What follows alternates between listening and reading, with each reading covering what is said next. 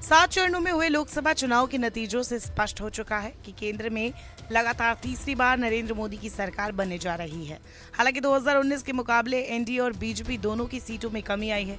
NDA को 2019 के मुकाबले 60 सीटें कम मिली है, जबकि इंडिया अलायंस को 103 सीटें ज्यादा मिली है।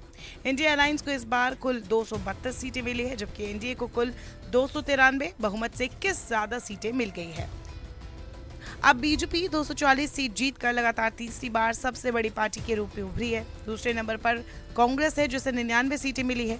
इसके बाद अखिलेश यादव की समाजवादी पार्टी है, जिसने बेहतरीन प्रदर्शन करते हुए 37 सीटें जीती है।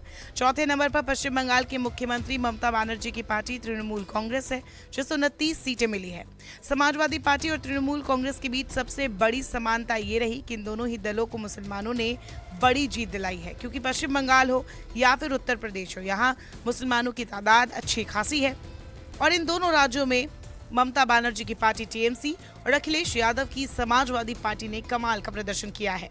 दोनों ही राज्यों में मुस्लिमों ने निर्णायक रूप से बीजेपी के खिलाफ इन दोनों दलों के पक्ष में वोट किया, जिससे इनकी सीटों में बड़ा उछाल दर्ज किया गया है।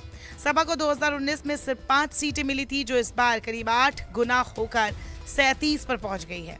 वही टीएमसी, जिसे पिछली बार 22 सीटें मिली थी, उसने इस बार 29 सीटें जीती है। इतना ही नहीं, इन दोनों दलों के अलावा इंडिया गठबंधन के अन्य दलों की सीटों में बढ़ोतरी का एक बड़ा कारण मुसलमान वोट बैंक ही रहा है।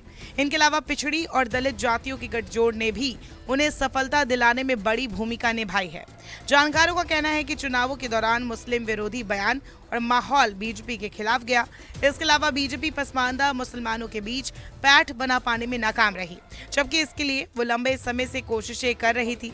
इसके अलावा पिछड़े आरक्षण के कोटे से मुसलमानों को मिल रहे आरक्षण को हटाने संबंधी बीजेपी की घोषणा ने भी मुसलमानों को खासा नाराज किया। एक रिपोर्ट में कहा गया कि बीजेपी ने भले ही चुनाव अभियानों की शुरुआत 2047 तक विकसित भारत के अभियान और अपने विकास के एजेंडे से की हो, लेकिन आगे चलकर बीजेपी का चुनावी अभियान पूरी तरह से बदल गया। इसमें मुस्लिम वर्ग इंडिया अलायंस की तरफ लामबंद हो गया।